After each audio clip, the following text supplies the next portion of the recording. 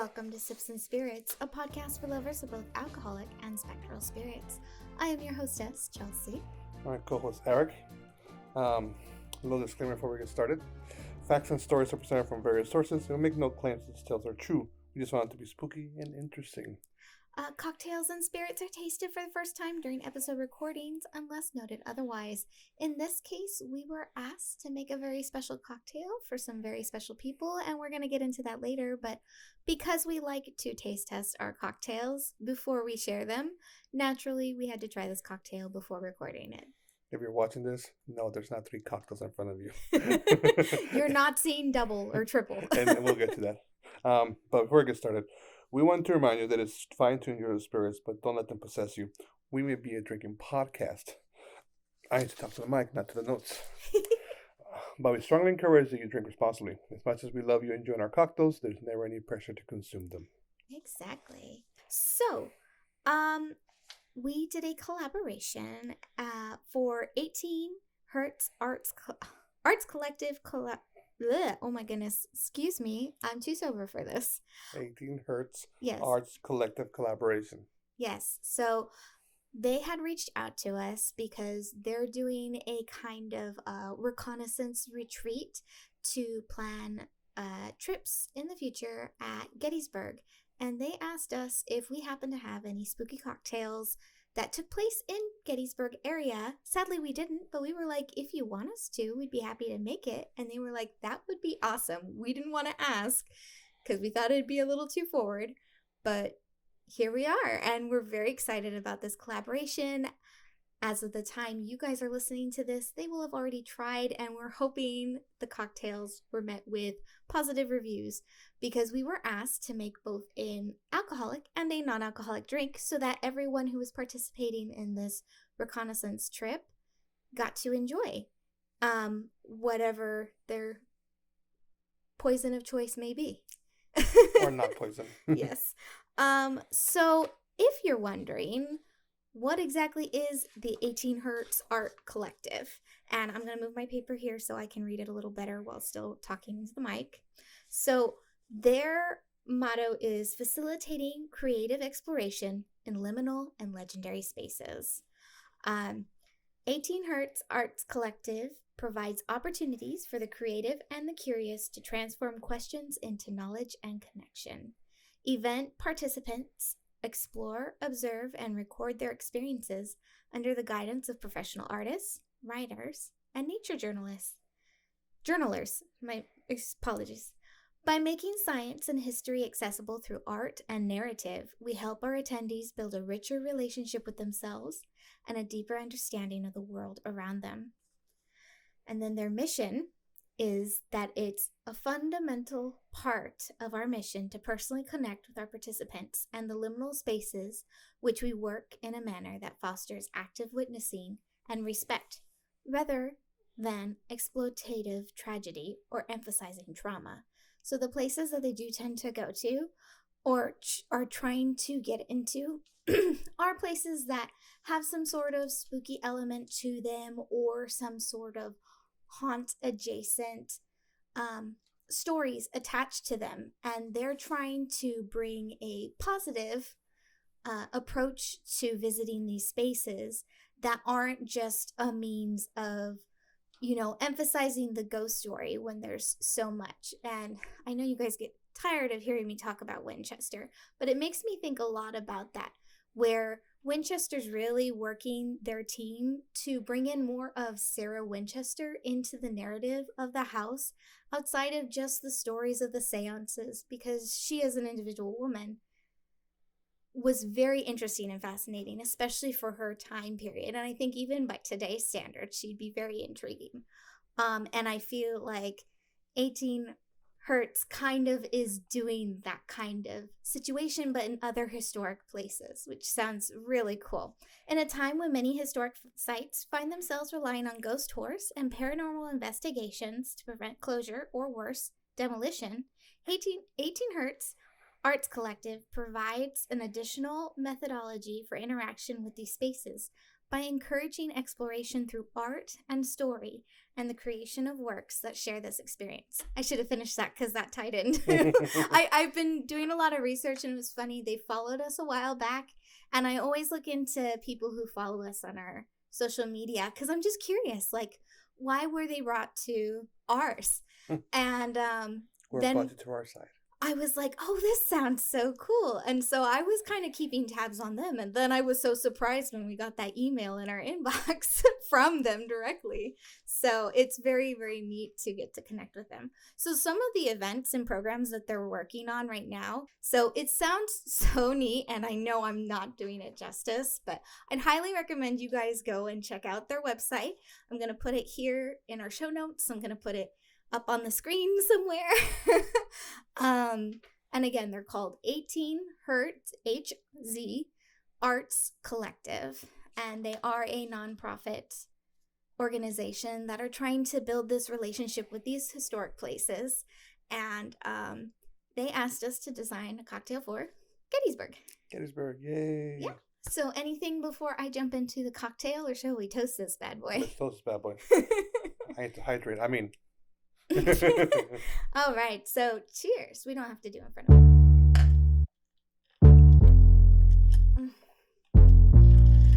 All right. Yeah. So, as we mentioned before, we do have 3 cocktails in front of us. And as you heard me announcing as I went talking about our collaboration, this is the same cocktail, all 3 of them, but one is alcoholic and one is non-alcoholic. And not to brag or anything. 2 are alcoholic, 1's not. I said 1 and 1. Yes. I meant yes. one set of cocktails is alcoholic, and then the remaining one is non-alcoholic. And I wanted to put it in there. 1, we needed to record it to share with you guys, but also 2, I wanted you to be able to kind of see. Now, of course, we use tinted glasses for our alcoholic one and a different glass to signify they're different. But I wanted us to do a taste comparison while we're drinking them to talk about the flavors and see how close they actually come together without even relying on the alcohol. I don't think I tried the virgin one yet. You haven't gotten to. But I was pretty proud of how the results turned out. It didn't actually need that much tweaking. But yeah. Ooh. Oh, wow. Right? Wow. Eric just tried it. That's actually pretty close to the... It's pretty close, right? Like, unless you were drinking them side by side. If someone served you one and then the other, you'd have no idea. Like, I just took a sip of one after the other, and they taste pretty close to each other. Like, that's pretty impressive. Right. High five us. Yeah. So, I guess I should talk a little bit about it. Yes, let's talk about it. All right. So, what we're drinking today is we have summoned the Gettysburg spirits to the table. And that is spirits of both alcoholic and non-alcoholic kinds. There we go. So the ingredients involve 2 ounces of vodka, or if you're drinking non-alcoholic, lemon lime sparkling water. The brand really doesn't matter. So whatever you see in our video, that just happens to be the one we experimented with. But any lemon lime flavored sparkling water will work just fine. We did 1 ounce of lavender simple syrup, 1.5 ounces of lemon juice, and a lovely lavender sprig. And then we topped that with elderflower sparkling lemonade. We really are big fans of the Belvoir Farms elderflower lemonade. I know there's others out there, so you're willing to try that, but we've used this before in other cocktails, and it's a really great way to hone in on some flavors, especially if you're looking for those more earthy, herbal, outdoorsy flavors. I do want to make a note about making lavender syrup. So you can go about this 2 ways. You can buy lavender syrup, which is one of the reasons why we picked this ingredient, because it's very easy to get your hands on any of these. And our cocktail is actually built in the glass. There's no need for a cocktail shaker, no fancy strainers or pours. Oh, you need something to measure. Yeah, you only need something to measure. So even if you don't have a jigger, if you have a little ounce measuring cup and you can figure out maybe at home before you go on a trip somewhere, or just even eyeball it. It's okay if you're a little off. Fill it up halfway. It only uses half an ounce measurements to make this cocktail, so it's very easy to do. And then your standard cocktail, your standard shot glass, your short one is an ounce, and then the tall ones are usually an ounce and a half. There we go. So if you don't have a jigger, you're listening to this on a trip and you really want to make this cocktail, it can be done. It can be done. We didn't know and didn't ask when we were designing the cocktail, like, oh, are they driving to the retreat? Is there someone who's going to be able to make it? Do they have access to a kitchen to make this stuff? So when we were designing the cocktail, we really wanted it to be something you could go to the local grocery store or whatever and grab your ingredients, or your local liquor store, not grocery store, and be able to find these ingredients. You might be able to find a local grocery store. Some of them do. Some do. But without too much of a headache. Now, the Gettysburg Spirits cocktail is meant to capture the essence of the locations that 18 Hertz will experience during their scouting trip. The potential specters that wander the areas, and the nature that these spots are surrounded by. So it's a very earthy, herbally cocktail, but not in an overwhelming way. It's very refreshing. I feel the earthiness comes a lot more in the virgin one versus the other one, but they're still very like there's earthiness to it. Mm-hmm. Sip. Sorry, it's really good. We selected vodka as the spirit of choice since it's Pennsylvania's most popular spirit consumed, and lavender was opted as it is a very common herb found and grown in Pennsylvania. Mm-hmm. And then again, it just happened to be a very easy, simple syrup that you can buy or make. And my note, I know I said I was going to make it earlier, but then I got sidetracked. My note about making lavender simple syrup. If you're not going to buy it and you really want to make it, which if you can, always encouraged. I highly recommend you can get dried lavender buds, or if I'm grabbing a lavender sprig, just so you can see, there's two different kinds of lavender. You'll see here on YouTube. One of them with the big bulb is called Spanish. Is this one the Spanish? Yes. No, this one's the French, and this is the Spanish. No, the ones we planted outside are Spanish. Oh, weird. Okay, this must be something else because we have two different kinds of lavender. Oh, we do? I know that one that we planted first, Mm-hmm. that's a French lavender. Okay. The ones we planted this weekend are Spanish. Spanish. Okay, so Spanish and French lavender look very similar. And then you'll come across lavender that has the really tiny buds that go all the way up the stem. So, regardless of which one you choose, don't make your lavender syrup with the whole stem. Remove your buds first. And just make your syrup with the buds. So I recommend using about 10 sprigs worth of lavender buds. Usually when you get the dried lavender, it's these little tiny ones. Yeah. So when you do the parts, it's 1 part water, 1 part sugar, and then half a part of lavender. Lavender is very potent. So you don't actually need a lot. A little goes a long way. It's funny because, like, at least to me, the flowers don't smell that much. The flowers don't, but when they dry, they get very fragrant.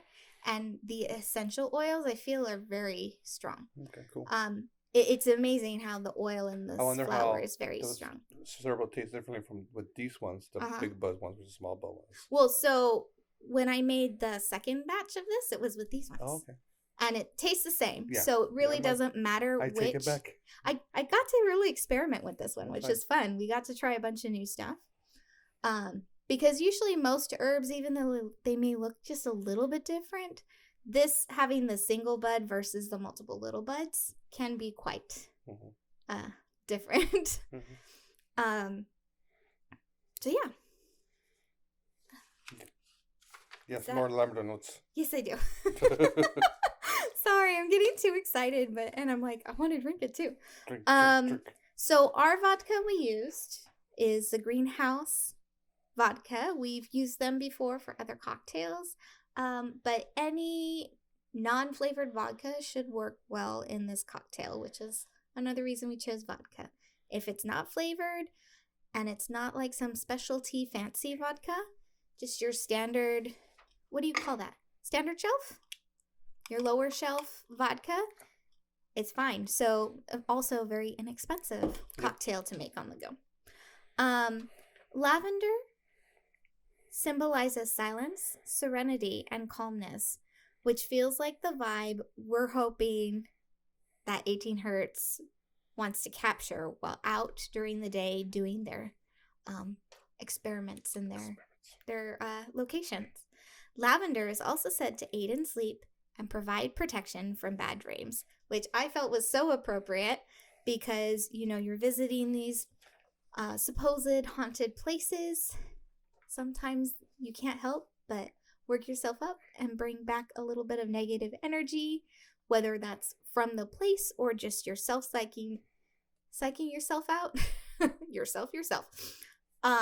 So I thought, hey, lavender, let's purify and cleanse that a little bit, right? So, and then so that's it for my my notes. Let's talk about the tasting notes. After a long day of gardening, I'm glad I'm enjoying this cocktail right now. Right? It's just very nice and relaxing. Just relaxing. It tastes good. It's refreshing. It has that earthy flavor to it, which is not bad. Like, I like it, kind of thing. Like, I like eating potatoes, like kind of thing and whatnot. But I don't know. It's sweet, but it's not. It's like a sweet and tarty at the same time. But like, it's not overwhelming on either. No, but it mixes very well. Kind of thing. So it's overall it's a nice cocktail. I mean, we made it, of course. It's a nice cocktail. It's so nice. What I like about it a lot is because it does have those garden vibes and flavor. It almost feels like how we spent the day out before recording doing all this gardening. It almost feels like we're like reaping the benefits of what we just sowed, and I hope that's what it feels like for the 18 Hearts team while they're out there doing their scouting. After, being out in the field can be really draining, even if you're doing something you love. So I hope this gives them that sort of calm reprieve and helps them relax and feel accomplished at the end of the day. And the fact that it's built in a glass, like, I forgot how easy it was right? to build it. It went so quick. And like when we were recording it, I was like, oh wow, this is really easy. Now, we have tall glasses, highball glasses. We add a lot of ice to make it look like it's full. If I were to do this after the episode, like rebuild this again, I'll probably put half a glass of ice and double the recipe. And double it? Yeah. Yeah. Well, I think we were just trying to, if you're making one serving and you want to build it up, to just fill up the glass and, maybe let it melt. You can also like add as much elderflower as you want. Yeah. Kind of thing. You can like top it up like halfway up with elderflower. Right, exactly. And that's kind of like you could add a little bit of elderflower at first, that lemonade, and then add more if you feel like it needs more of that flavor. Yeah. But overall, it's a great cocktail. It's like great after a long day's worth work, or enjoy while you're working out in the sun. Fantastic overall. Yeah, I feel like this would have been great to serve ourselves, to sit at the table. Under the umbrella. That's what I'm thinking now. Rose bushes. After we're done with that. Okay. Get to actually enjoy the scenery. We worked so hard landscaping. Right. And I did mention to them, like, we made it in tall glasses, but this cocktail works well in any glass. So we garnished with the lavender sprig, but you can cut that to the length that you want it to be to match your glass. There we go. So it doesn't have to be a tall glass. I just felt like it looked pretty in a tall glass. Yeah. But the flavor doesn't get compromised by changing the type of glass. So again, we were trying to take into consideration that on the go traveling cocktail. You're trying not to carry a lot, or you might not have access to resources, and you just want to be able to use whatever glasses. You go to the bar, hey, get a bar tall glass, like right. No.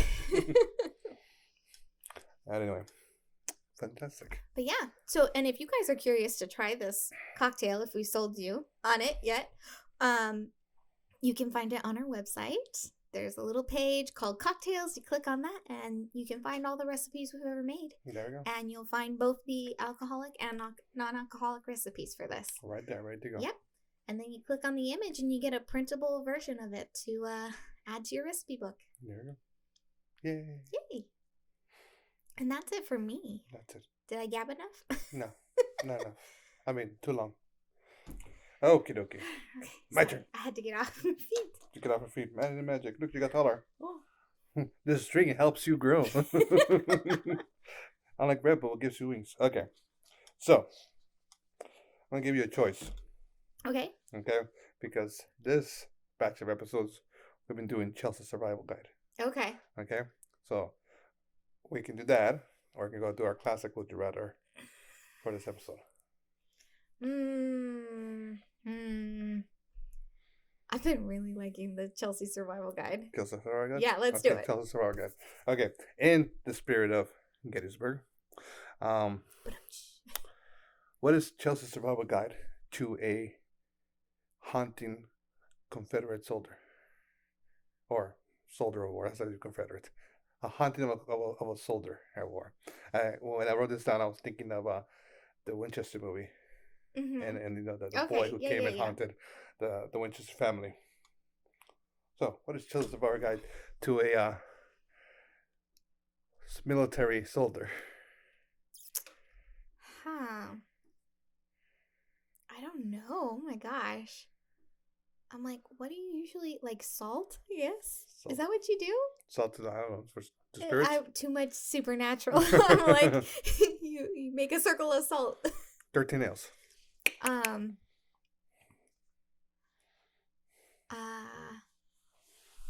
Because it's like, does it matter what kind of ghost it is? Like, what is Like I said, like a haunting, like I was thinking it's kind of like Winchester, where it's like attacking you in no sense. Yeah, I'm like, how are you supposed to horseshoe? They did do that too, huh? I was like, I feel like horseshoes are supposed to like ward off evil spirits. Well, iron. Yeah. That's why they did the iron nails. Yeah, and 13. Mm-hmm. Like it's a reference to a Winchester movie. I enjoyed it. Very fun. I feel like a horseshoe is good. Like you can easily put it in your purse. You can even get like horseshoe iron necklaces and stuff. There we go. Yeah. Salt is also. I think salt's a good one. That one's easy, especially for someone like me who loves their salt. So no one would be surprised if I pulled out a vial of salt. Nope, not at all. I mean, I have done that. We have done that. It makes my mother like, what's going on here? Where'd you pull that from? I thought I'd throw the salt away. Yeah. Yeah, I think salt and maybe get myself a little horseshoe charm. Okay. Yeah, I'm trying to think like what would be good. Like you're on the fly, you can almost always find salt anywhere. Yeah. And everywhere. Is it any type of salt? Yeah. Or like it has to be like kosher salt? I think it's any salt. Salt, okay. I mean, I know the Winchester brothers use. I think it's kosher. It's the little girl with the umbrella. Yeah. Like, does it know between salt and sugar? Just find salt. Well, there's something about salt. So, are you telling me that ghosts not go to the beach? Actually, have we ever heard about a ghost haunting a beach? I mean, there's ghost ships. There's ghost ships. And the oceans. But they're not in the. I mean, the ship's in the ocean, but the crew's on the ship. I feel like this is the episode Scooby-Doo, where it's like there's a submarine, there's a ghost. Like can't because they're underwater. Right. I don't know. I'm sure there's ghosts like beach stories. Well, okay. Now I want to look up like why salt. Because I know salt's why supposed chickpeas? to be... That's for vampires and demons. Yes, but I like to count. They're my child, apparently. But anyway, okay, iron and salt. Like it's easy. That's the easy travel guide. I feel like that's a good one. Can literally put that in your little your first aid, your little sewing kit, your first aid kit too, whichever. I'll agree. It'll be hard to put some salt to like travel with like iron bullets. just because trauma with a gun is like issues. Well, even iron nails. Hmm. It's like, what exactly do you do with it if you don't have a hammer? Exactly right. I don't think they're letting you walk on with a hammer on the No, TSA. no, So, no. So a horseshoe, actually, a horseshoe would be a really neat thing to have because number one, it's like, oh, why carry a horseshoe? Like, oh, it's my good luck charm, kind of thing. But also, you grab a horseshoe, you can punch your ghost with it. yeah. Yeah. So I'm gonna go with a horseshoe. Okay. Horseshoe's a good idea. I would say, anything you can buy that's wearable from a blacksmith would Mhm. probably be great because it's all Mostly iron. smelted from iron, right? Mhm. Is that the right word? Smelted. I think so. Sounds right. Smelting. So someone's gonna correct me. That's okay. Correct us. We say a lot of wrong things all the time. We used to be my family. Not Eric and I, but like my mom and I used to be good friends with a blacksmith at one time when we were on our Ren Fair circuit. These stories remind me of like those guys. Like, man, I used to be in my prime in high school. I used to be such a great football star. Like, I could have gone pro. Well, I think I still have like a little hair pick from them. Yeah. Yeah. But yeah, and they used to make like little horseshoe iron brooches that were twisted so you could wear them. That would be a good one. Like a neat little accessory. Protection for yourself. Mm-hmm. But how do you fight it? Well, and they'd have like little info cards like that and stuff. So there we go. Cool. Yeah. So before we get started on my storytelling, I've heard the name Gettysburg as the Gettysburg Address, and I've been to Gettysburg and other things about it, but I've never actually like researched much into it because history has never been my thing. And I love history. Yeah. How does this work? I don't know. You do like history. I do like history. I think you just were never a fan of how it was presented in school. Most likely that's the case. So, because we were told one of the places they're going to check out by 18 Hearts, this in their trip is the Devil's Den. Mm-hmm. Okay, so I went inside to figure out what is the Devil's Den. Okay, so here we go. Time we get to learn some history. On July 2nd, 1863, more than 5,000 soldiers from 9 states fought a bloody battle at arguably Gettysburg's strangest place. A place barren of trees or shrub and almost destitute of any green thing. A place at which nature's some wild freak had forgotten herself and piled great rocks and mad confusion together. This place is known as the Devil's Den.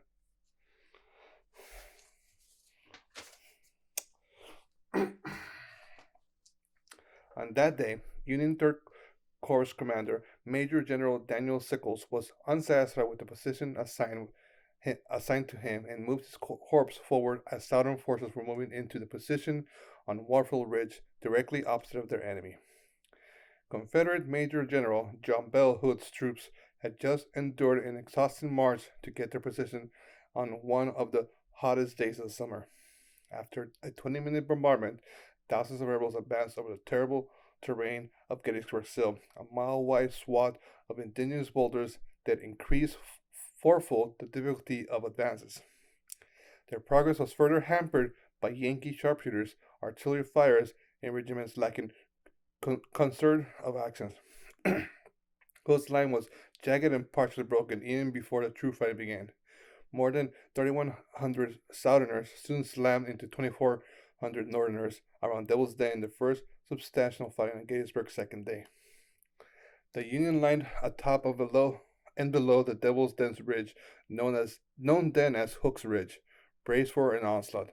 There were Brigadier General John Henry Hobart's wards and men, who at the time comprised the extreme left flank of the Union forces. A small regiment of New Yorkers charged the oncoming Texans, only to fall back despite initial success after Alabamians arrived on their flank. There's a lot of like. Wait, whoa. It's a lot going on. So there's this general who was like not happy with they were the position they're in, so they just like march forward, and then there's this other general, who were they've been going for a while, and then they got just burned. Like 20 minutes of just being attacked, walking through this like desolate place full of rocks, kind of thing. Okay, so you have the Southerners and Northerners, North and South fighting. You have John Henry's people who are from the Union with New Yorkers fighting off Texans, um, who and they were able to push them back Texans, even though the people from Alabama, Alabamanians, um, Alabamians. came from the flank side. Okay, and so Alabamanians and Texans swarmed amid the canyons on top of the crest, but found it too dangerous to stay there. Arkansans were held at bay in ruse wars by multiple Union regiments. Southerners found fewer Federals on their own right flank, and even worse terrain known as the Slaughter Pen.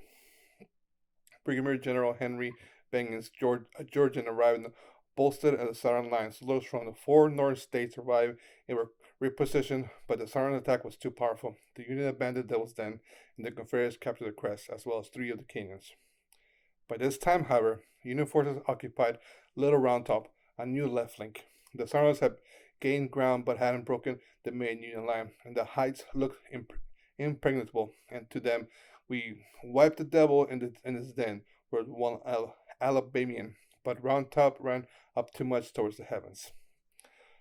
The Confederates occupied Devil's Den for 22 more hours, skirmishing with the enemy and removing their wounded in the captured canyons. Combats in the Den had already made place of horrors, but after the armies left in there, even worse. Many of the wounded were removed to the hospital, but very few of the dead were buried. They lay everywhere. Photographs and sketches artists document some of the human carnage twisted among the wild rocks formation. Although Devil's Den later emerged in popular history as a sharpshooter's bulwark and nesting place of evil spirits, it is in fact one of Gettysburg's most terrifying infantry fight, with more than 1,800 men killed, wounded, captured, or missing. One soldier dying in a hospital east of Gettysburg because only rant about those awful, awful rocks. So, little history about there. Sounds like a lovely place. A lovely place. It's a lot of fun. How big exactly is Devil's Den? I have no idea. I'm just curious. It sounds like it's huge. Well, I mean, you think about it, there's probably a big, like, there was a lot of infantry flying back and forth kind of thing. There's canyons. The problem with it is just there's rocks and rocks and rocks. Makes you think well, of, that's like, why I'm wondering, is it like this, like, rocky crevice? Like, or crevasse that's, like, kind of big? Or, like, like a little valley? it made me think of... Or is it like this open plain? If I remember seeing the picture, it made me think of Tremors, the first movie. Okay. Kind of like Paradise. Okay. That's what it kind of remind me of, but I could be completely wrong. But it's just that area. Yeah, because like everything was like, it's nice, but it's like desolate place. Like, what happened here? Like I said earlier, like somebody forgot that nature was happening here. It makes me think of, like, we heard a story on Scared to Death, and I can't remember where it took place. It was like, I think it was in Germany or Russia. Maybe it went more into the Netherlands.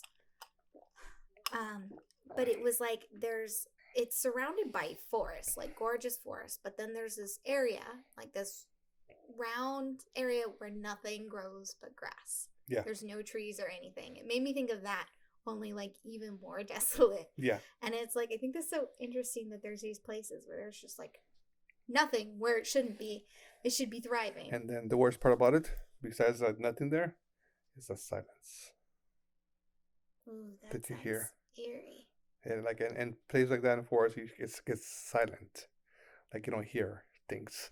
Not you don't hear things. You just don't hear the surrounds. Because I feel like even like deserts are very noisy. No, they are. Like you've got the wind, and then how the rocks and the sand are kicking up, or dirt, even if it's not a sand desert, just a dirt desert. I'm thinking like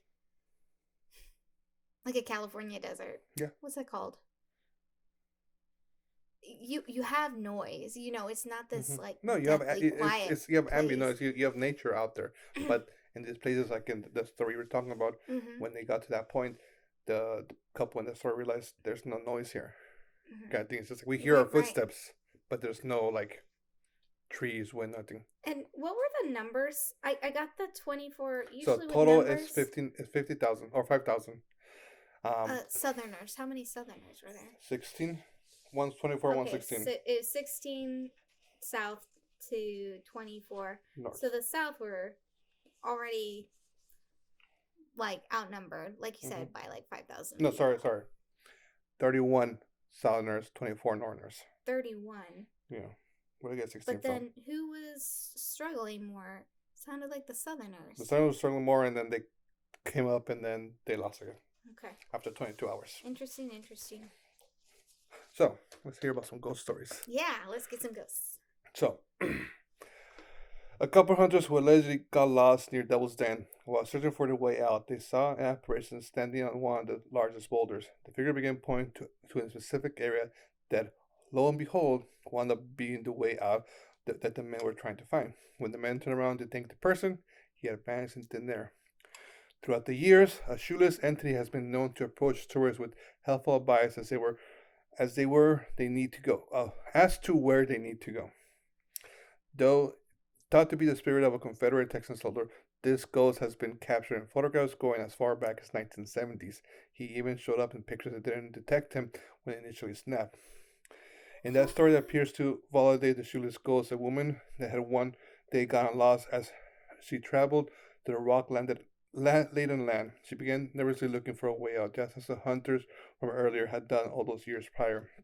Without warning, a man appeared, pointed to the distance, and said, "What you're looking for is over there." And just like that, he vanished. The woman later told park rangers what had happened, and when they asked what the man looked like, they could hardly believe what they were hearing. Unbeknownst to the woman, she had just described a perfectly detailed what a Confederate Texan soldier would have looked like during the Battle of Gettysburg.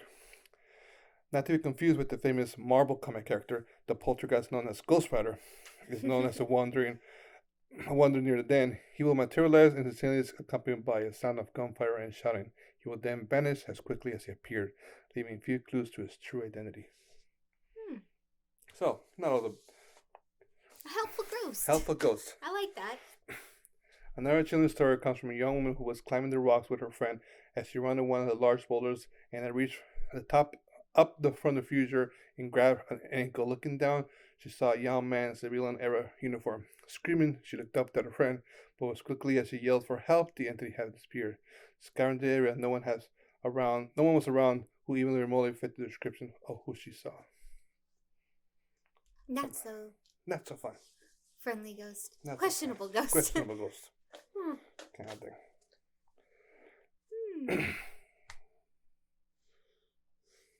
Yeah. Okay. So, I'll make a comment right now about this next stories we're going to share about. We might not include in the episode, Oh, I don't think you need to. but whatever. Okay. We're good. So, as you learned from Devil's Den, Pennsylvania is a state rich in history and culture, but also paranormal activity. There are many haunted places in the Keystone State, but one of the most notorious is a Farnsworth House in Gettysburg. The hotel was once a Confederate stronghold during the Civil War. It witnesses some of the bloodiest battles and conflicts today. It is a popular destination for ghost hunters, history buffs alike, who hope to catch a glimpse of the restless spirits that still roam the halls. Okay, it's a little history with the house first. Okay. The Farnsworth House and Inn was built in 1810 by John McFarland, a wealthy merchant and politician. New sections were added in 1833 to make it what the house looks like today. The house was named after his son-in-law, Brigadier General Ellen John Farnsworth, who died in the Battle of Gettysburg in 1863 at the age of 25. The house served as home for the McFarland family until 1861 when the Civil War broke out. The Battle of Gettysburg fought between July 1st and 3rd, 1863, regarded as turning the point of the Civil War. It is also among the bloodiest. 165 soldiers fighting over 3 days, 46,000 injured, and only 77,000 lost their lives. That was going to be a lot more. Only 7,000 out of how many? Out of 165,000. It's like not even like... It was a long, grueling battle. It was a long battle, yeah. And this is... 1863. No, where again? Gettysburg. Like... No, so total of Gettysburg. Oh. In total, 165,000 people fought. 46,000 got injured, and only 7,000 died. No, but wasn't there a particular location? So I'm talking about Farnsworth House. Oh, okay. Yes. Okay. During the war, the house was known owned by the Sweeney family, but sought but sought refuge since the Confederate soldiers took control of the property. The house was used by Confederate sharpshooters as base to fire at the Union soldiers from the windows. The house was located behind the Confederate lines, about a mile away from all the fighting. It was strategically positioned overlooking Cemetery Hill, where the Union Army had its headquarters. The house was also close to the site of Pickett's charge, the final and fatal assault of the Confederate Army on July 3rd, 1863. It is believed that one sniper shot 20-year-old Jenny Wade as she worked in her sister's kitchen in the nearby home, the only civilian killed in the Battle of Gettysburg. Which I think is weird. Like, there was like one civilian. Only one civilian died. That's good. That's good. No, it's good. Right? I mean, how many wars have we heard? We're living through one where the civilians are suffering more than the soldiers, right? So that's very impressive. That's very impressive. Considering the whole reason this war started, the Civil War, right? That only in these battles, at least in Gettysburg, right? Yeah. That one civilian, that was it. Yeah. On the third day of battle, Union soldiers took control of the house by force, and by late afternoon, the Confederate Army had retired and Gettysburg was won.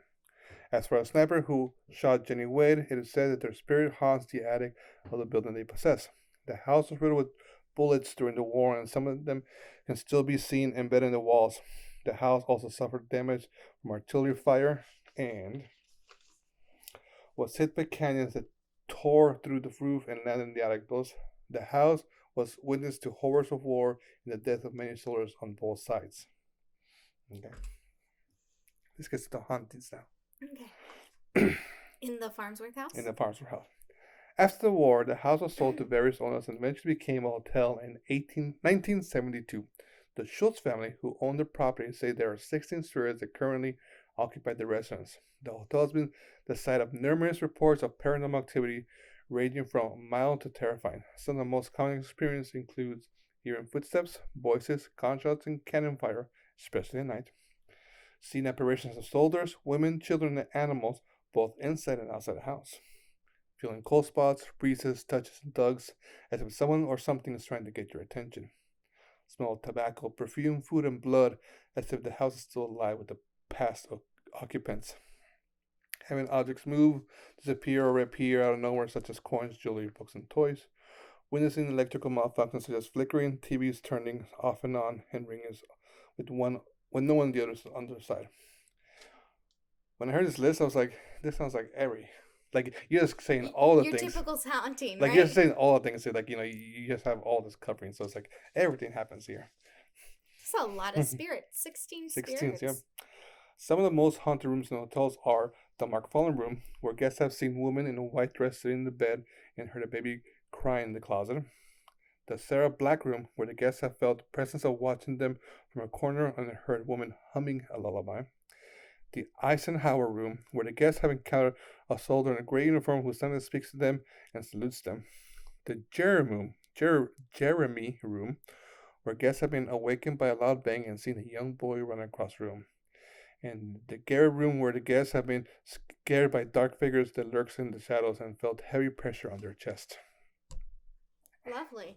Lovely. I need to organize my notes. I don't like that last room. What was that one called? The Garrett room. Garrett? Yeah. Oh, I won't forget that one. Nope, you won't. Do not book me for the Garrett room, please. The Sweeney family room, in the Sweeney family room, as a guest in the inn lay in bed, she heard the door of the room open and the footsteps stride across the creaky floor. Thinking it was her husband finally coming from the tavern, the woman reached to turn on the light and found no one in the room. Positive she had been dreaming, she turned off the light and went back to bed. Again, the door opened. I heard food, not foot. The food opened. The footsteps made their way across the floor, but this time she felt someone sit at the edge of her bed and began to take off the heavy boots and setting them one by one in front of the dresser. She reached up to turn on the light, and once again, that woman found herself to be alone in her room with nothing but the imprint of where someone had once sat on the edge of her bed, outlined on her comforter. They say psychics who visit will not come into this room. What? Mm-hmm. Lovely. A woman has said to be What room is this? the Sunni family room. Okay. There's a lot of rooms There's a to lot. keep Yeah, track, so sorry. There were a lot of names. it's a hotel with a lot of different places. What do you need? Are they named like for each like ghost or something? Supposedly. We'll get to that. Okay. It's kind of. Let me help you with that. Okay. You got it? Okay, cool. I get it. A woman is said to be seen in the Schultz room. Guests have reported the sensation of being tucked in under their covers in the middle of the night. Many say it's from a midwife from the 1800s who may have worked at the home while it was being used as a makeshift hospital after the war. Aw. That's kind of sweet. It's sweet, but it's like tuck you in really hard. You can't get out. You're trapped. The most well-known spirit is that of an 8-year-old boy named Jeremy. In the 1800s, Jeremy was playing a horse and wagon tag when he tripped and was run over by a passing carriage. That's just a dangerous game in itself. This seems like you kind of earned that death there, kid. I'm sorry. The more you mess around, the more you find out, right? Or as I say, the more you F around. Local town folks carried him inside, and he passed away in the now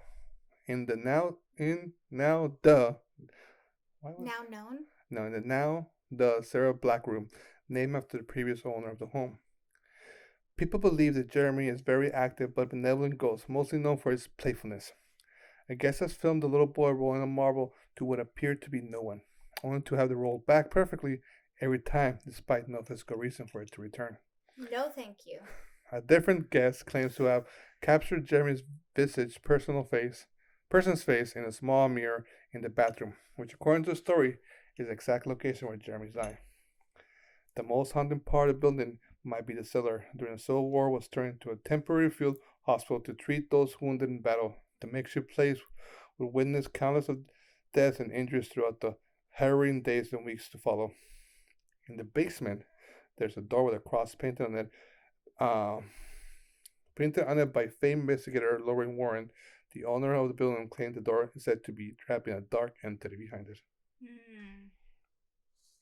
Unfortunately, you have to question when any time the Warrens are involved. Yep. These days, sadly. Sadly.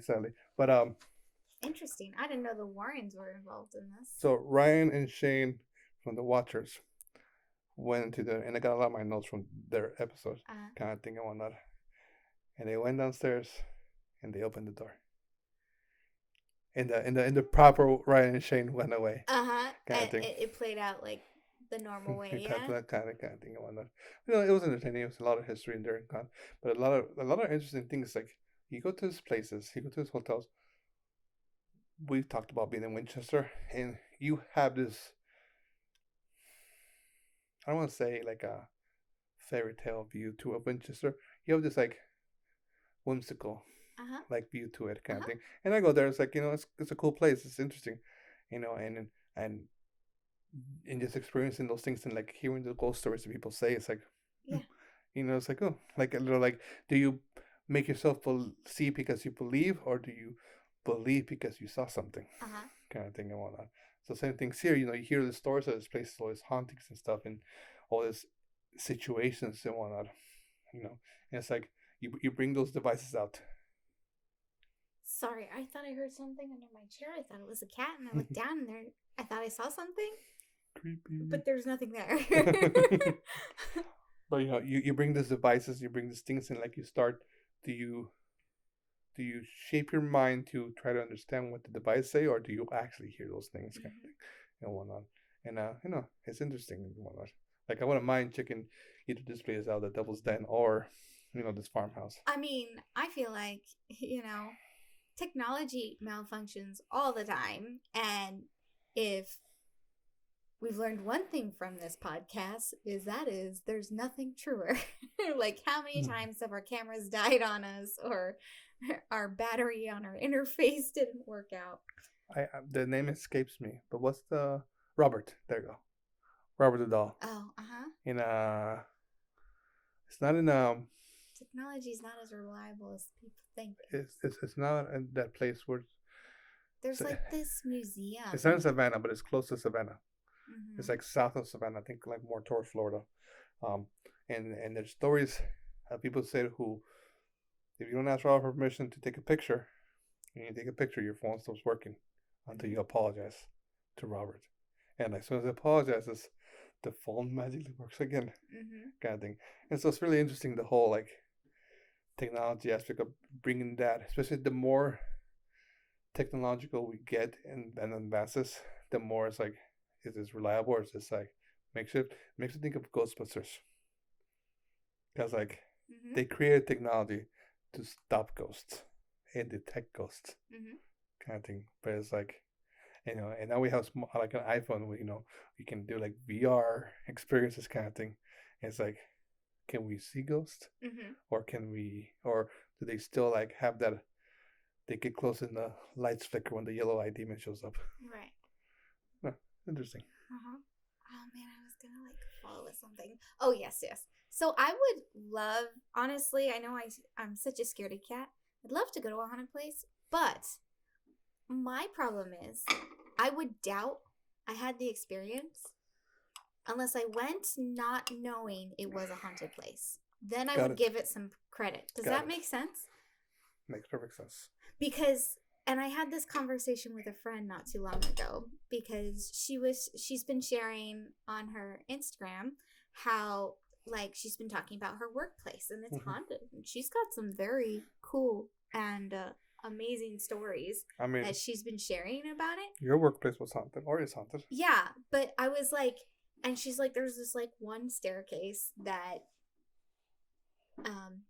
like you pass it and you just get this feeling. And she's like, and I'm wondering if that like conveys through the photos like on Instagram, like let me know. And like we had this conversation because I like shared my 2 cents. I was like, I want to believe it is, but then I doubt, and I feel like I do get this like weird feeling, but then I'm like, how much is that me just thinking back on you telling me how you guys have had weird experiences or uncomfortable feelings or feel like someone's watching you on the staircase?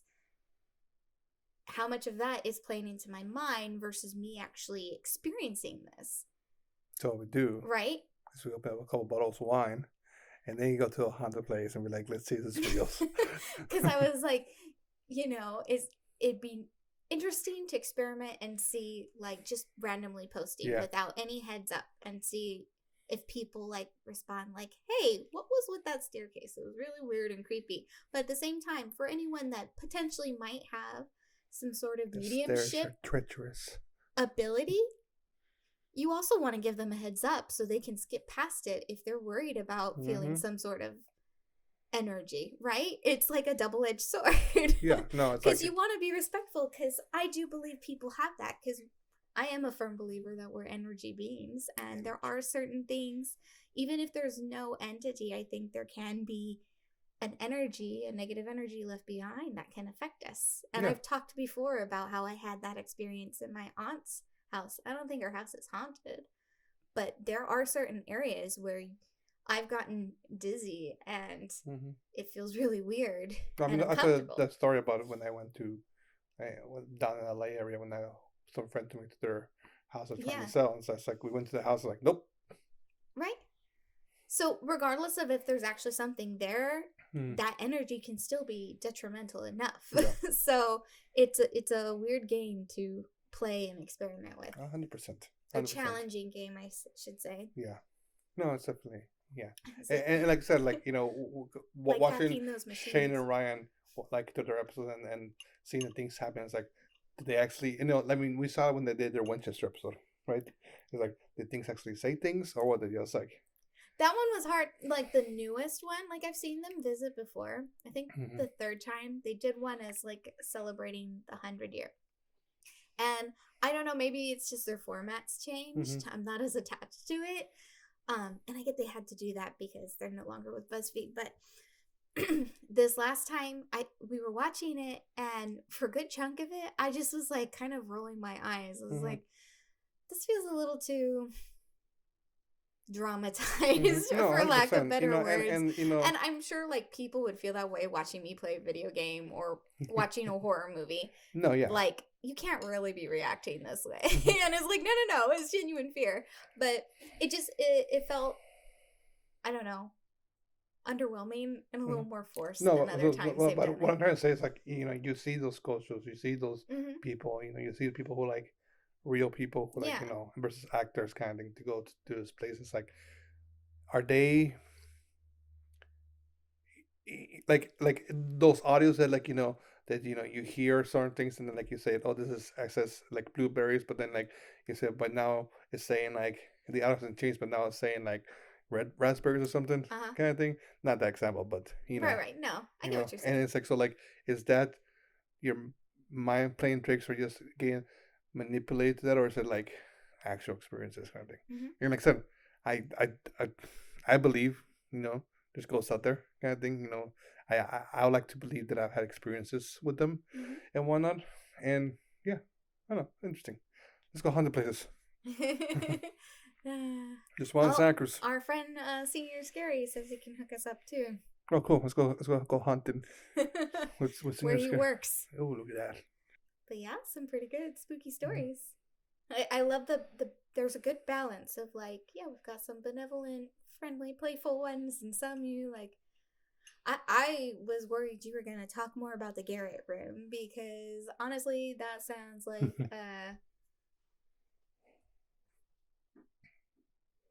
what's it called?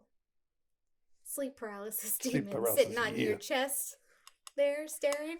But also, while you're talking about the different rooms, I had this like flashback to the Queen Mary, like hearing about the different rooms, Mhm. especially the ones where they closed it because guests complained too much and couldn't complete a night in there, and then Oh, they I want opened it to. up I for want to. people to like brave the challenge, and then they had to close it again.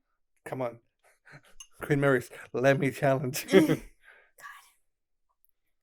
But yeah, no, cool yeah, stuff. Cool stuff. we should do on location at Queen Mary. That one I would do. That would be fun. Well, we gotta get permission. In our hotel room? I mean, no. But yeah. Can we be a Ouija board? No. What's wrong with you? You're no fun. Okay. Anyways, ready for last call? Yeah. Okay. Shall we play some questions from the beyond? Of course. All right. I haven't gotten any yet, but if you guys are interested in sending us some questions, we have these wonderful little ghost cards. Can you grab them for me, please? And we have some that have some predetermined questions, but anytime someone throws out a question for us, we have some blank ones. We'll write that question down, and if we pull your card after shuffling it into the deck, we'll put it on display somewhere in our bar. Oh, so if somebody asks, it doesn't necessarily mean it's the next one? Correct. Oh. Well, I mean, we could put it on the top. We I don't was have just, to shuffle it in. I thought we put it on top and just be like there. Yeah, sounds good. Okay, cool. We shuffle it in. Shuffle it in. Am I shuffling these? You can. Or it's like We shuffled it before. Okay, but cool. I don't remember the blank ones in here or not. No, the blank ones are separate. Okay, got it. They are not stored with the ones that already have I questions. forgot how many we do. We've changed it each time. Okay. So shall we keep it to one this time Sure. since we had some lengthy stories? Mm-hmm. Why do I always get these questions? I don't know because I forgot what the last question was. Do you want to go first? I don't have an answer. Okay. I do have an answer. Okay. Who's going first? Ladies first. Okay. I'm a gentleman. Do you believe UFOs exist? I got an alien one last time too. Doo-doo-doo-doo-doo. And I feel like this kind of segues because I wanted to talk a little bit about our new recent guilty pleasure. You call it guilty pleasure? Yeah. It's my guilty pleasure. Why is it Okay. guilty pleasure? I don't know because I really enjoy it and I don't care what anyone thinks about it. Oh, okay. That's my definition of guilty pleasure. Got it. It's like kind of stupid, but I feel like I relate to it so much. Mm-hmm. We've been watching Resident Alien. Yes. It's hilarious. If you have not watched it and you're a big fan of the actor whose name escapes me, but he played Wash and Firefly and he does all the crazy animal sounds Andy? in the Disney films. You guys know who I'm talking about. He's a redhead. He's got a great voice. We'll put the name right here. I really like him as an actor. He's really entertaining. He was also in Knight's Tale as like his best friend. It's called The Lance. Hello. But so he's playing the alien and It's really, really entertaining. But Eric has said, like, do you not like aliens because you are an alien? And it's not that I don't like aliens, but yes, I do believe in UFOs. I do believe they exist. Do you? I once had a teacher. No, I once had. Yes, we once had. I took statistics in high school. Mm-hmm. High school, I can talk. And one of the questions was somebody asked statistically was, "Do you believe in aliens?" Uh-huh. And where do you stand in like academics? Like are you academically high? Which classes do you like the most? Kind of thing.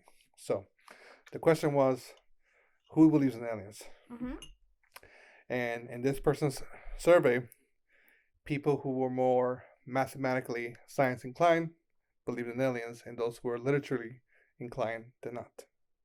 Interesting. So, Bachelor of Arts did not believe in aliens, Bachelor of Science believed in aliens. Well, that puts me in a weird place. Yes, it does. But yeah, no, I believe in aliens. It's a big place for only us to be here. Nah, not gonna happen. Have you seen octopuses?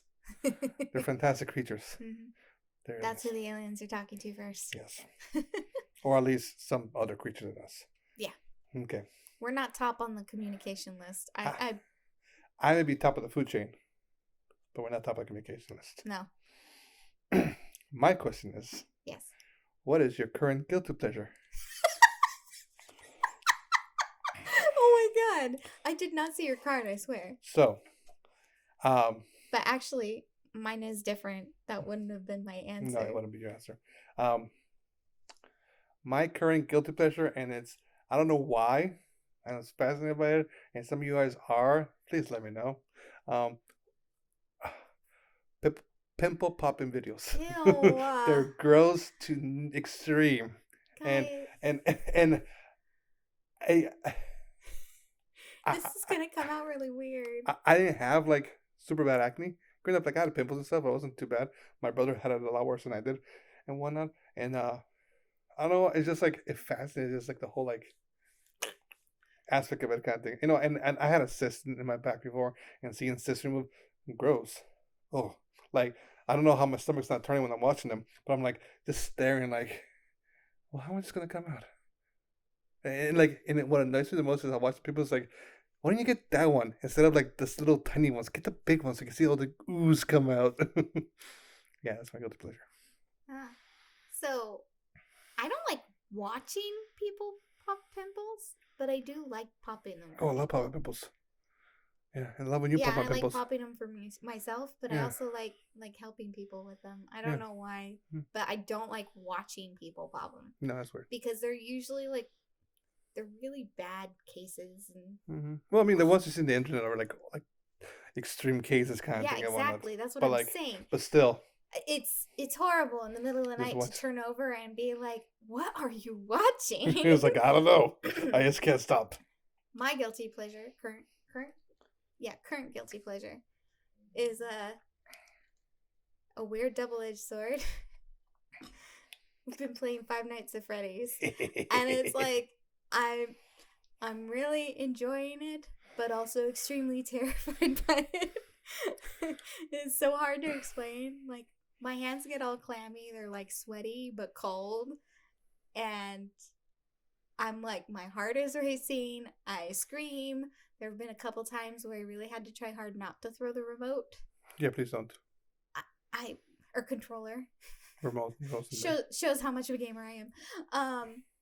But I didn't do too bad playing the first Five Nights at Freddy's. I didn't die until the 5th night.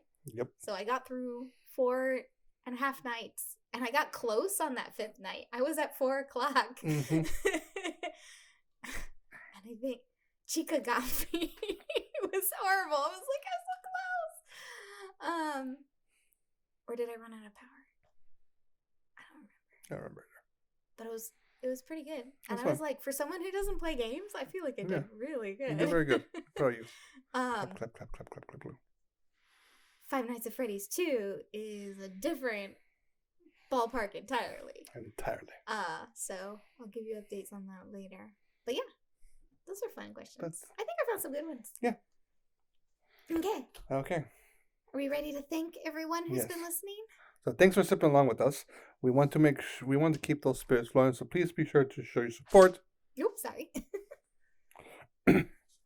By reviewing and subscribing to our podcast. If you enjoy the show, be sure to share with others. Mm-hmm. And you can do that. You can find us on all podcast hosts or on YouTube. We also have a website, sipsandspirits.com. And we love to hang out on Instagram, but we also have X, Facebook, and TikTok accounts, as long as TikTok's available. And again, on all those places, it's sips and the letter spirits. .com if you're heading to the website. But if you don't feel like social media, we do have a newsletter. You can check it out by going to sipsandspirits.com/happy-hour. It is the place to keep up to date and get the sneak peeks on whatever's going to be coming up on our episodes, from little cocktail previews to getting the cryptid Guess Who questions beforehand, and even getting to know about special guests or little cases like this where we may have revealed that there were going to be 2 cocktails in this episode. But yeah, I think that's about it. Are we ready to close our tab? Close our tab. And cheers. Cheers. Good.